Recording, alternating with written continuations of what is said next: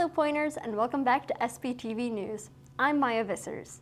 This week, McDonald's starts their Gold campaign, William Comfort pleads not guilty, and flu season approaches Wisconsin. All this and more coming up.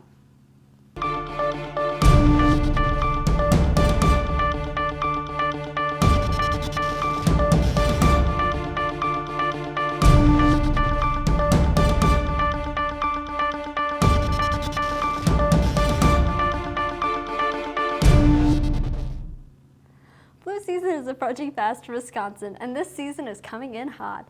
In the past week, there have been over 400 new cases of influenza reported to the UW Health. This has been the most cases reported in a week since the pandemic. Remember, if you want to get your annual flu shot, you can schedule an appointment at Walgreens and CVS. The elk population continues to thrive and return to its original homes of Wisconsin. Since 2018, the Department of Natural Resources has allowed the hunting of elks in Wisconsin due to their population being no longer in jeopardy of extinction in the region. The elk population is expected to reach its original population count in the next 10 years, as long as people stay to the regulations in place. Starting December 5th, McDonald's will be offering customers who use the app an opportunity to win a McGold card. With every order totaling at least $1, a customer will be entered into the giveaway. The winner will receive a McGold card, which can be used for a lifetime of free McDonald's. The McGold cannot be purchased, only gifted to someone. It is usually given to celebrities.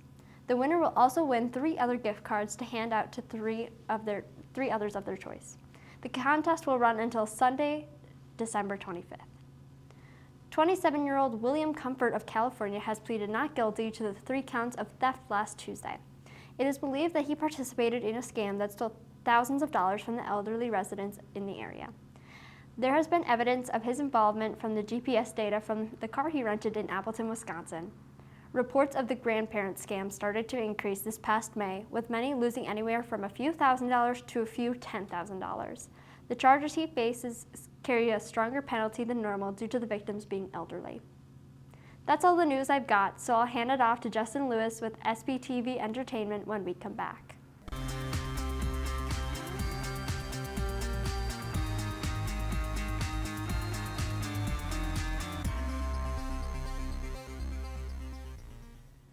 Hey there, Pointers. I'm Justin Lewis with your entertainment news.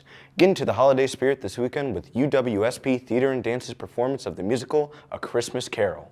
The show will be held in the NFAX Jenkins Theater. The program runs from December 2nd through the 4th and the following weekend of the 8th through the 10th. You can get tickets online at UWSP Tickets page or at the door. The classic show Phantom of the Opera has had a Broadway run of 35 years and announced its closing earlier this year. The show will now run into April instead of February, which is what the show had originally announced. The Broadway show will be greatly missed, not just in the theater community, but all around. Well, that's all I have for you this week. Now on to Wil Haroldson with your sports updates.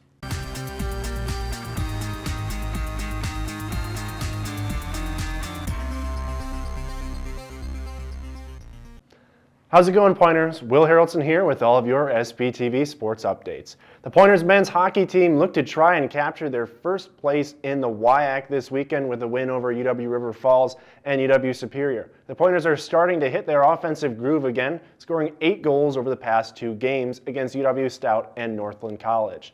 The Pointers' leading point getters so far on the season have been sophomore Fletcher Anderson and Noah Finstrom with 6, and Nicholas Armatario and Jordan Fader with 5. For the goaltenders, Ryan Wagner continues to be a solid all-WIAC type player, but it is the freshman Matthias Smith leading the way for the UW Stevens Point goaltenders with a 93.5% save rate. The Pointers are back in action this Friday when they head up to River Falls to take on the Falcons. They then head home to KB Will Arena to take on the first place UW Superior Yellow Jackets. We'll have that game for you right here on SPTV. The UWSP women's basketball team continued to impress this season with another dominating win, this time over Lakeland College, 68-42. The Pointers had 4 players go for double-digit points against Lakeland, combining for 45 of their 68 points. The Pointers shot a solid 46% from the field, and a good majority of that coming from inside the painted area, as Stevens Point scored 42 of their 68 points from the paint. The Pointers now face their toughest test so far this season in the UW Stout Blue Devils On the season, UW Stout sits at 3-1, and while that may not seem as impressive, the Blue Devils have won 3 straight games in a row, averaging 68 points per game in that stretch.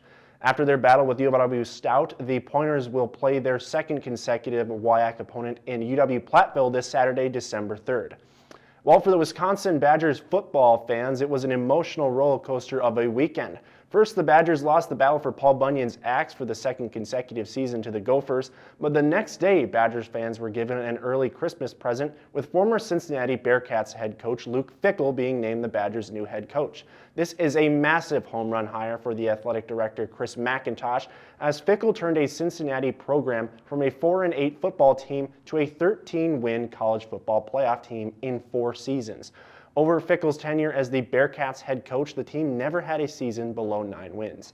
Now Fickell is tasked with returning Wisconsin back to Big Ten championship contention.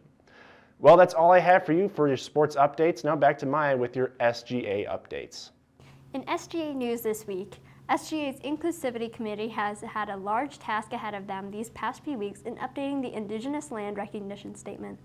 The statement was updated to include more information about tribes of Indigenous people, as well as the history of the land UWSP exists on. While the previous statement recognized the history, the new statement aims to further acknowledge it and honor Indigenous tribes and students with the new statement. For all artists and photographers, consider submitting your work to the COFAC poster sale being put on by Student Government Association. Any work that is 11 inches by 17 or 18 by 24 inches can be submitted to the Student Engagement Director through their email. All submissions must be in PDF form and due by December 31st. That's all for news this week. Remember to stay safe and have a great night.